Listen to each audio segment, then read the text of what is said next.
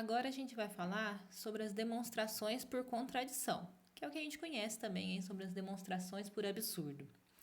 Essa demonstração ela é muito parecida com a anterior, né, com a contraposição.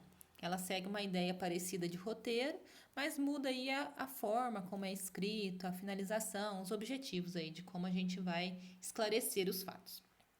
Então, o que é a nossa ideia? Nós vamos supor que a hipótese é verdadeira e que a tese é falsa. E aí, fazendo isso, a gente vai chegar numa contradição. E quando a gente chega nessa contradição, a gente é obrigado a retirar a nossa hipótese de absurdo. A gente é obrigado a aceitar aí que a hipótese que a gente tomou inicialmente, que foi negar a nossa tese, ela não pode ser assumida como verdadeira. Então vamos lá. Trouxe um exemplo aqui, então, a nossa segunda proposição, para a gente fazer a demonstração por contradição. Em um plano, por um ponto fora de uma reta, não se pode traçar mais que uma perpendicular à reta dada. Então, olha o que a gente está falando, né? Você tem um plano, vou imaginar aqui minha tela como um plano, tá? Por um ponto fora de uma reta. Então, a gente tem uma reta, tem um pontinho fora dessa reta. O que a gente está dizendo é que não se pode traçar mais que uma perpendicular à reta dada, passando por esse ponto, né? Então, eu tenho uma reta perpendicular aqui, e a gente está dizendo que essa reta é única. Eu não consigo traçar uma outra reta passando por esse ponto que também seja perpendicular aí à reta dada, certo? É isso que a gente quer mostrar. Então, o que é a nossa hipótese? Vou escrever separadamente aqui hipótese e tese. A hipótese aí para essa proposição, em um plano é dada uma reta R e um ponto P que não pertence a essa reta. Então, quando a gente vai começar uma demonstração, é sempre bom ir nomeando todos os objetos aí que a gente precisa, tá? Então, a gente chamou a reta de R, chamou o ponto de P, porque isso facilita na hora de fazer as justificativas, né? Facilita a escrita. O que é a nossa tese? O que a gente quer justificar? A gente quer justificar que no plano dado não existe mais que uma reta S, olha, tá vendo que eu também já dei um nome para outra reta, perpendicular a R, tal que P pertence a S. Então, vamos tentar fazer essa demonstração. A gente vai fazer essa demonstração por absurdo, tá? Redução ao absurdo. Então, vamos começar. Vou começar com a seguinte frase. Suponhamos por absurdo que existam duas retas distintas, S e T, perpendiculares a R, tais que P pertence a S e P pertence a T. Então, o que a gente está fazendo?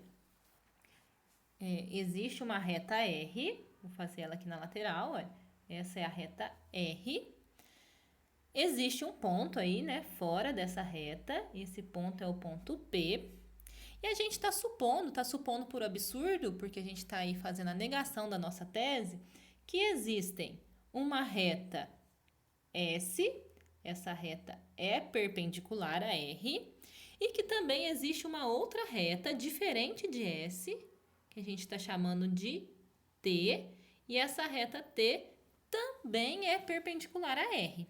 Então, essas retas S e T são retas diferentes, retas distintas, e as duas retas seriam perpendiculares à reta R.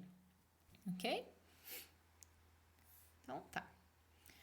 Sejam S e T os pontos de interseção das retas S e T com a reta R, respectivamente.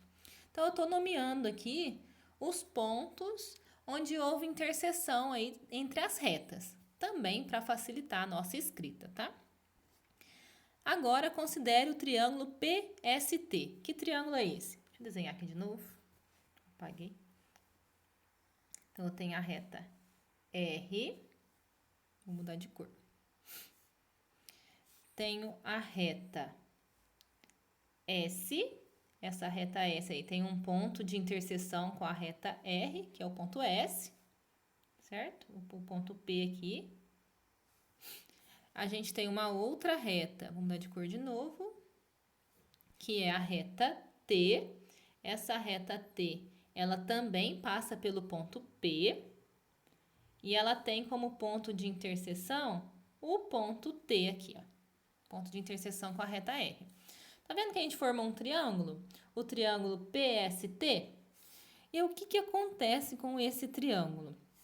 Esse triângulo, ele tem um ângulo reto no vértice T, correto? Porque a reta T é perpendicular a R. E ele tem um ângulo reto no vértice S, porque a reta S também é perpendicular a R, ok? Por hipótese aí, a gente supôs isso, né? Por suposição. Mas aí o que é o problema? A gente tem um triângulo com dois ângulos retos. Isso é possível? É possível construir um triângulo que tenha dois ângulos de 90 graus? Não é possível. E por que isso não é possível? Porque a gente tem aí que a soma dos ângulos internos de um triângulo é igual a 180 graus. Se a gente já tem dois ângulos de 90, na hora que a gente for somar o terceiro ângulo, vai dar mais de 180. Isso não pode, isso é uma contradição. Então, é isso que a gente vai explicar. Então, eu escrevi da seguinte maneira.